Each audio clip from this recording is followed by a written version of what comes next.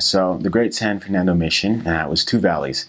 It was the San Fernando Valley and the Santa Clarita Valley. They kind of call the Santa Clarita Valley kind of like Little Utah.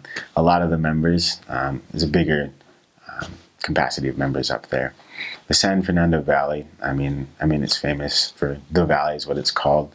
So back in the day, a lot of celebrities. It used to kind of just be the outskirts, a place that you could go outside of LA to get away from the city. Probably I think in like the 50s, 60s, around there. And then just kind of took off and exploded. And now it's huge and amazing. There's people all over the place. In the San Fernando Valley, probably about 2.5 million people in that valley. And then like 5,000 or so in the Santa Clarita Valley. So, but I loved it. The one thing that I really loved about just the mission was just the mixture of cultures and people and just the ethnicities. In the San Fernando Valley, there are people all over the streets. And for missionary work, I love just street contacting. And that's what you would do in the San Fernando Valley. The Santa Clarita Valley was probably more knocking doors and working with the members and in that aspect of missionary work. In the San Fernando Valley, though, just being able to learn so much. Got to pick up Spanish a little bit just on the streets. And in one area, Burbank, there was a big influence of Armenians and Arabic people. And so the Armenian elders from the Glendale mission would come over on exchange with us, and we'd be able to go and learn a little bit of Armenian and be able to talk to them. And it was just amazing. You hear about a mission and you think you're going to go out and just the first person you talk to, people are just going to accept you right off the bat. And I know California is just different. Being an in-state mission and going, let's say like Brazil or something like that, where you see people are just flooding, it seems like, to hear the gospel. In the aspect in California, everybody had a religion. Most of the people already had a knowledge of God and of Jesus Christ. And in that sense, that was actually pretty amazing to know that there are people out there that do still believe in God and Jesus Christ and know that they do exist. It was a little bit harder. Coming up to somebody and saying, no, I'm Christian, you guys are Christian too, so what sets you guys apart? What's different? And I think for myself, before, just continue to have an open mind, I think, and just knowing that God's timing is important, and that's what it's about.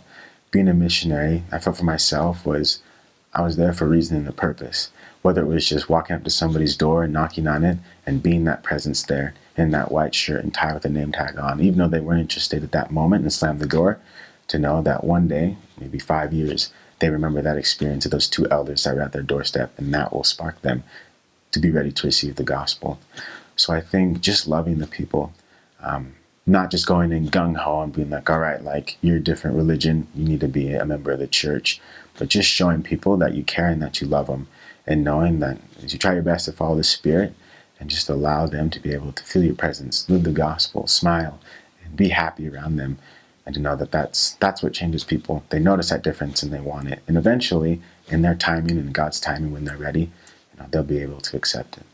There was, a mixture of just all religions, a lot of different sects.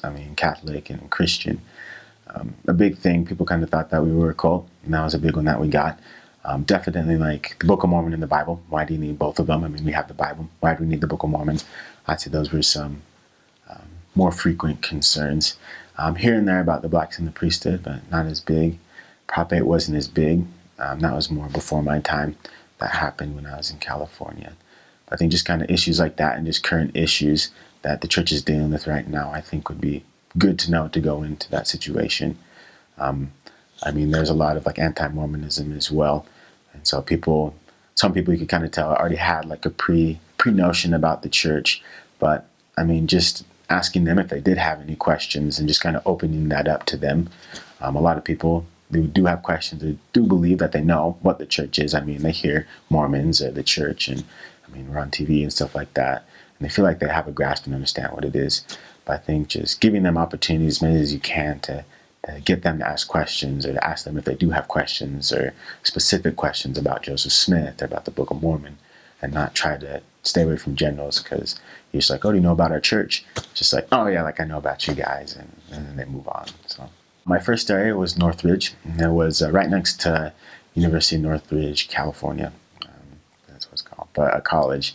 So it was kind of cool, kind of the college youth aspect of it, and then just a neighborhood, older families, kind of more rooted in the neighborhoods.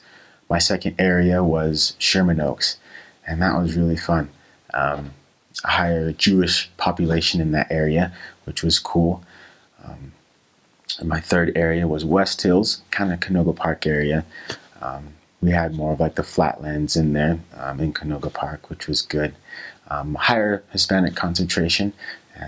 California is cool like that. I mean, you kind of go one place, go block, big, heavy like Hispanic, next block Jewish, next block more. So it is really cool.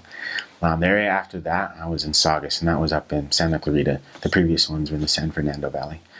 Saugus was amazing. I loved it a lot. It was mostly just neighborhoods, so a lot more door knocking and working with the members and getting them involved in that aspect, which was amazing. The next area was Burbank, which is kind of unique. It's kind of its own city. Well, it is its own city. It's still in the San Fernando Valley, but Burbank is its own. It's have their own police department and things like that. It's nicer than the Valley, more expensive. Over there you have higher Armenian and Arabic and kind of Middle Eastern over there, along with Hispanic and Caucasian and many others. And then my last area was Castaic, and that was as north as the mission went. Before I left on my mission, and my mission actually got split. And so before I went out, we went all the way up to Mammoth. And we had Palmdale as well. And then it got split, and then we only had those two valleys. And so Castaic was the biggest area in the mission. And so I was there. It was the top western half, and then Saugus was like the top eastern half of the Santa Clarita Valley. So those were like the two highest we went in our mission. I served from 13 to 15, so fall of 15, and then 13 and fall to 15.